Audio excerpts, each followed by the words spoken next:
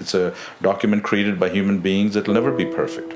Certainly, all people will never agree that it is what they want. It was a very significant step in Canadian history. It's like a contract that for Canadians, it tells us and explicitly what are the common values and principles that we share and that govern our collective space. A wise old trade unionist once described freedom of speech as the grievance procedure of a democratic society. It must, however, be recognized that no constitution, no charter of rights and freedoms, no sharing of powers can be a substitute for the willingness to share the risks and grandeur of the Canadian adventure.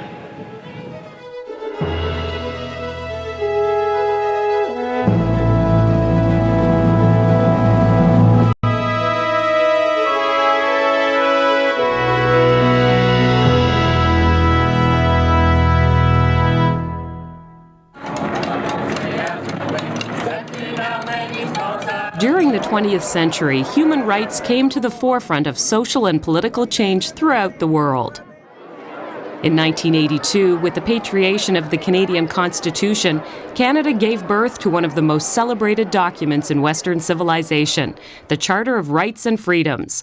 The role of the Charter is to protect and guarantee the fundamental rights of Canadians.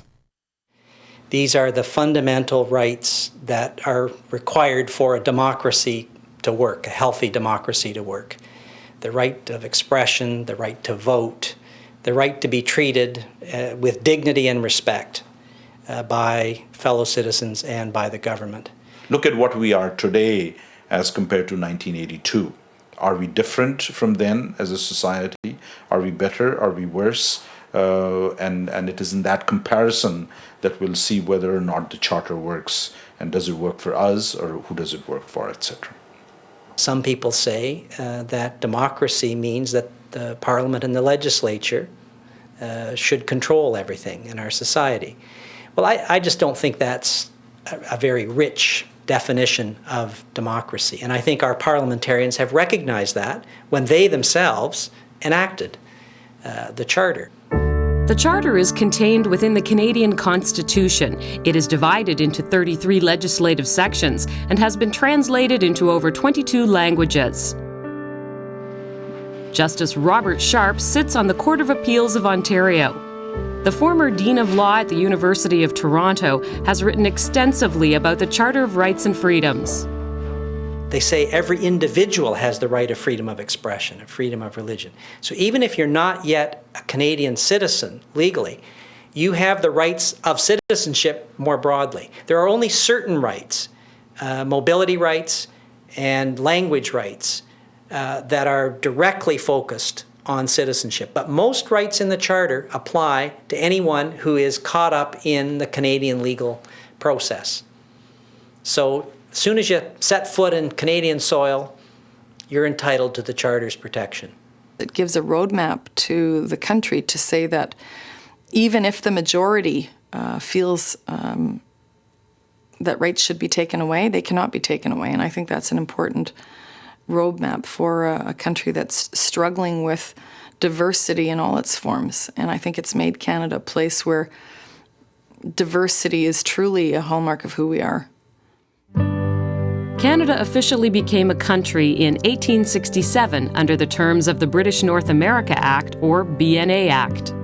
What's interesting about the BNA Act, which was the Constitution of Canada until 1982. It was, in fact, called the Constitution of Canada, but it was in the hands of the British. It was originally brought about in 1867 to help the British to govern this area called Canada. The BNA Act contained almost no reference to rights, freedoms, or civil liberties of any kind for Canadians. Although Canadians were involved in writing it, the Act could only be appealed in Britain. In the middle of the 20th century, several bills addressing human rights made their way through the Canadian Parliament, but they were not entrenched in the BNA Act and had limited strength. So it was important to have one single piece of written constitution that applied to everyone in Canada, whether they were citizens or not, in every province of Canada, and so that neither the federal government nor the provincial government to step on anyone's toes or deny them their basic rights and freedoms.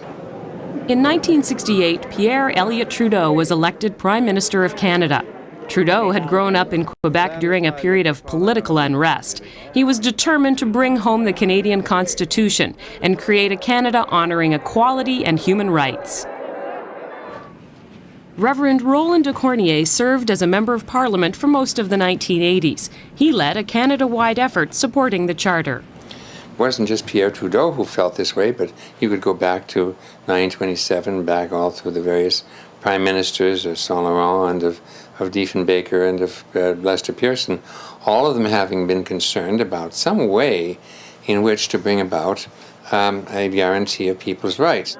But it was Trudeau's tenacity that would change the course of Canadian history.